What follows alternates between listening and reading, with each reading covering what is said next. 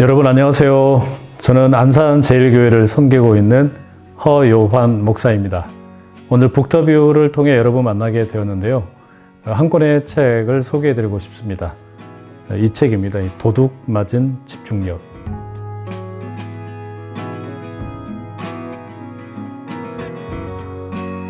이 책은 올해 발간이 되었고요.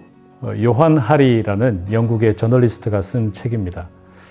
저는 이 책을 아주 인상 깊게 읽었습니다. 왜냐하면 이 저자가 가지고 있는 문제의식 그리고 그것을 탐구해가는 과정이 아주 흥미로웠기 때문입니다. 이 저자는 자신의 개인 경험으로부터 한 가지 의구심을 품게 되는데요. 그것은 사람들이 점점 더 집중력이 저하되고 있다라는 점이었습니다. 그런데 시중에 나와 있는 많은 어떤 집중력에 대한 문제를 다루는 책들은 그 책임을 개인에게 돌리는 경우가 많더라는 것이죠. 그런데 이 저자는 그렇지 않다라는 것을 증명하려고 합니다. 아주 많은 사람들을 만나서 대화하고 또 인터뷰를 하면서 그가 내린 결론은 집중력이 점점 저하되고 있는 것은 개인의 문제가 아니라 사회 시스템의 문제라고 이야기합니다. 이 거대한 기업들, IT 기업과 같은 이런 어떤 기업들도 있지만 그와 함께 우리 사회 전체의 시스템 또는 어떤 문화가 사람들을 집중하지 못하게 만들고 있다라는 이야기를 들려줍니다. 여러분의 생각은 어떠세요? 여러분의 경험은 어떠신지 모르겠습니다. 과거와 비교했을 때 여러분의 개인적인 그 삶에 있어서 집중력이 과거와 비교해서 좀 올라가셨습니까? 아니면 좀 저하되신 것 같습니까? 모르게나도 아마 많은 분들이 집중력 저하를 겪고 있지 않나라는 생각이 듭니다. 수면 부족도 있겠고요. 또 여러 가지 다양한 원인이 있을 텐데 이 저자의 이야기 가운데 좀 재미있는 부분이 있었어요. 그게 뭐냐면 이 집중력이라는 것이 왜 사회적인 차원의 문제인가라는 것을 밝히면서 비만율과 비교하는 부분이었습니다.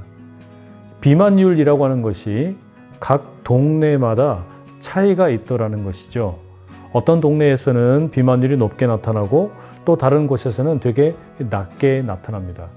그 차이가 뭔가 보니까 많은 사람들이 공원을 잘 다닐 수 있고 산책을 할 수 있는 그런 동네에서는 이 비만율이 비교적 낮은데 차를 이용해서 이동을 해야 되는 그런 곳에서는 비만율이 높더라라는 것이죠.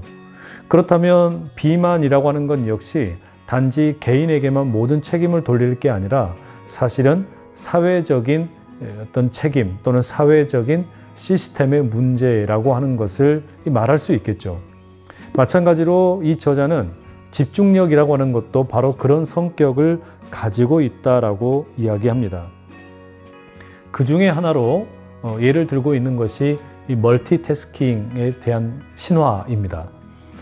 본래 멀티태스킹이라는 말은 동시에 여러 가지 일을 한꺼번에 한다라는 것이죠. 이것은 컴퓨터가 어떤 한 가지 일만 하는 게 아니라 동시에 여러 가지 일을 할 수 있는 것을 가리키는 그런 표현입니다.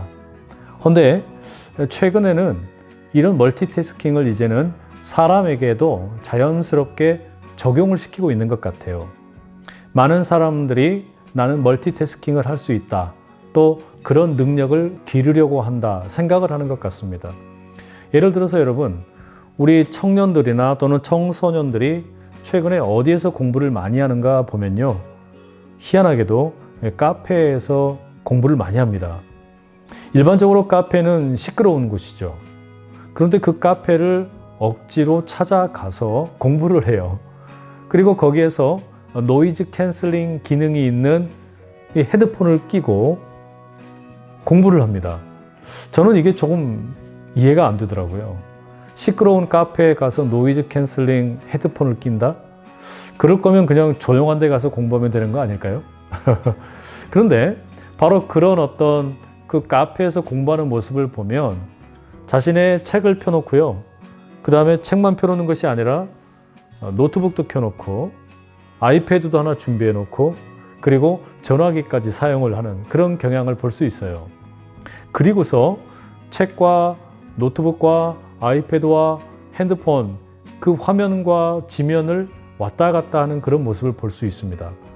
일종의 멀티태스킹이죠. SNS도 페이스북, 인스타그램, 틱톡 왔다 갔다 하면서 메일도 체크하고 그러면서 분주하게 넘나들면서 일을 하는데요. 또 공부를 하는데요. 과연 이게 가능한 것일까? 이 저자의 이야기에 의하면 뇌과학 전문자들의 견해를 빌려서 말합니다. 그건 불가능한 것이라 이야기를 하죠. 왜냐하면 우리 인간의 뇌가 한 가지 또는 두 가지 일밖에 동시에 처리할 수가 없다고 합니다. 한꺼번에 인간의 뇌가 할 수 있는 것은 한 가지나 두 가지밖에 되지 않는다는 겁니다. 그러면 저나 여러분이나 여러 가지 일을 한꺼번에 하는 것처럼 보이는 것은 뭐냐? 이 저자의 표현을 빌리자면 그것은 일종의 이 저글링 같은 것이라고 표현을 합니다. 그 공을 2개, 3개, 4개 이렇게 던지면서 토스하는, 아시죠? 전환을 하는 거 아닙니까? 근데 그 공을 저글링 하는 것은 동시에 여러 개의 공을 던지는 게 아니라 사실은 한 번에 하나밖에 던지는 게 아닌데 마치 그것처럼 우리가 멀티태스킹을 하는 것 같지만 실제로는 한 번에 한 가지 일을 하고 그 다음에 빠른 속도로 다른 일로 전환을 하는 거라 이야기하는 거죠. 그런데 여러분 이러다 보면 어떨까요? 당연히 집중력이 분산될 수밖에 없습니다. 산만해질 수밖에 없는 거죠. 그리고 그로 인한 폐해가 뭔가 하면 어떤 한 가지 일을 진득하게 하기 어려워지기 마련입니다. 이처럼 우리가 멀티태스킹을 한다는 거 우리의 집중력을 저하시키는 그런 하나의 원인이 되고 있습니다. 때문에 우리는 이 집중력이 점점 낮아지고 있는 현상, 또 우리 자신에게도 그렇고요. 다른 사람에게도 그렇고 이것은 단지 개인의 문제가 아니라 우리가 살고 있는 사회적인 시스템의 문제라는 것을 이해할 필요가 있겠습니다. 그런데 저는 그와 함께 또 하나 좀 살펴보고 싶은 내용이 있었어요. 이 도둑맞은 집중력이라는 책을 읽으면서 특히 집중을 잘 못하고 있는 오늘 우리의 모습을 보면서 이게 혹시 우리에게 영적으로는 어떤 의미가 있을까 이런 생각이 들었습니다. 성경에는 우리에게 우상을 숭배하지 말라는 그런 가르침이 있죠. 그런 말씀이 있습니다. 이 경고의 말씀입니다. 하나님께서 우리에게 우상을 숭배하지 말아라. 그것은 달리 말하면 하나님에게만 집중하라는 그런 뜻이 되지 않을까 생각합니다. 뿐만 아니라 우리는 오직 믿음, 오직 성경, 오직 그리스도, 오직 은혜, 오직 하나님께 영광, 이와 같은 그 하나에 집중하는, 뭔가 하나에 온전히 집중하는 그런 신앙의 모범을 따라가려고 하지 않습니까? 그런데 희한하게 과거에도 그랬고 오늘날도 그렇고 사실 신앙의 영역에 있어서도 집중한다라는 게 쉽지 않은 일입니다. 출애굽을 경험했던 이스라엘 백성들이 그 홍해를 건널 때 하나님의 은혜를 맛보았고 만나를 먹고 메추라기를 먹고 반석에서 생수가 나는 것을 경험을 했습니다. 하지만 모세가 하나님을 만나러 시내산에 올라갔을 때 그가 일찍 내려오지 않으니까 하루 이틀 사흘 나흘 길어지다 보니까 무언가 좀 불안함이 있었나 봐요. 걱정이 되었는지 아론을 찾아가서 우리에게 우리를 이끌어줄 신을 만들어 달라 하죠. 그리고 자신들의 금부치를 다 바치고 금 송아지를 만들게 됩니다. 여러분 이것은 아마도 이들에게는 우상에 대한 학습된 경험이 있었기 때문일 겁니다. 애굽에서 다신론적인 사회에서 살다 보니까 그런 어떤 우상들의 모습을 많이 보게 되었고 하나님에게만 집중한다라는 것이 쉽지 않을 수도 있었겠죠. 어쩌면 그렇기 때문에 하나님은 이스라엘 백성들에게 그리고 오늘 우리에게도 집중하라, 우상 숭배를 하지 말아라 말씀하시는 게 아닌가라는 생각이 듭니다. 때문에 오늘날의 도둑 맞은 집중력이라는 것, 이것은 단지 어떤 개인에게만 문제가 되는 게 아니고 또 그저 사회의 구조적인 문제만 되는 것도 아니고 더 열어놓고 생각을 해보면 우리에게는 영적인 문제로도 읽혀져야 한다라는 생각이 듭니다. 그러면 우리가 어떻게 해야 이 집중력을 좀 회복할 수 있을까? 이 저자의 이야기 가운데에는 크게 한 2가지 정도 또 말씀드릴 수 있는 이 방법이 있을 것 같아요. 가급적이면 멀티태스킹을 하지 말고 싱글 태스킹을 해라. 그러니까 한 번에 한 가지 일만 하라. 이 저자가 조언을 하고요. 그와 함께 또 하나 이 저자가 조언하는 내용이 있는데 그것은 충분한 수면을 가지면 좋겠다라는 겁니다. 잠을 충분히 이루고 수면을 취하게 될 때 우리가 조금 더 집중력을 가질 수 있다라고 이야기합니다. 그리고 책의 마지막에는 이 저자가 좀 흥미로운 교육에 대한 이야기를 들려주고 있습니다. 과거에는 어린 아이들이 부모님의 어떤 돌봄 없이 자기 스스로 친구들과 함께 산이며 들이며 강이며 돌아다니면서 마음껏 뛰놀았었죠. 그런데 언젠가부터 도시화 사회가 되어서 그런 건지는 모르겠지만 또는 무슨 범죄의 위험 때문인지는 모르지만 우리 아이들이 어떤 실내에 갇혀서 놀거나 아니면 바깥에서 놀더라도 어떤 부모나 어른들의 어떤 보호 아래에서 노는 경우가 되게 많지요.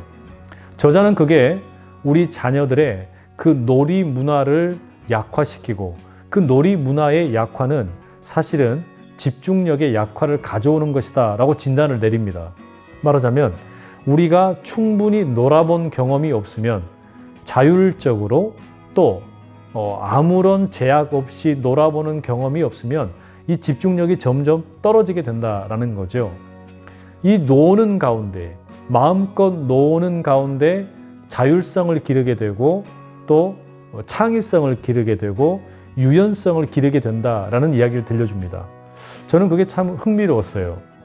우리가 아이들을 생각을 해서 실내에서 놀아라 또는 밖에서 놀더라도 부모의 관찰 하에 보호 아래 놀아라 이렇게 생각하기 쉬운데 저자는 오히려 그것은 아이들의 집중력을 죽이는 일이고 자율성과 창의성을 죽이는 일이다 라고 지적을 합니다.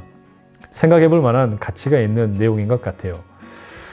오늘 여러분들에게 도둑 맞은 집중력 책을 좀 소개해 드렸는데요. 제가 소개해 드린 내용은 아주 일부분에 지나지 않습니다. 혹시 지금 무언가 집중력이 흐트러지는 것 같고 산만해진다 느끼시는 분 계시면 이 책 꼭 한번 읽어보시기 바랍니다.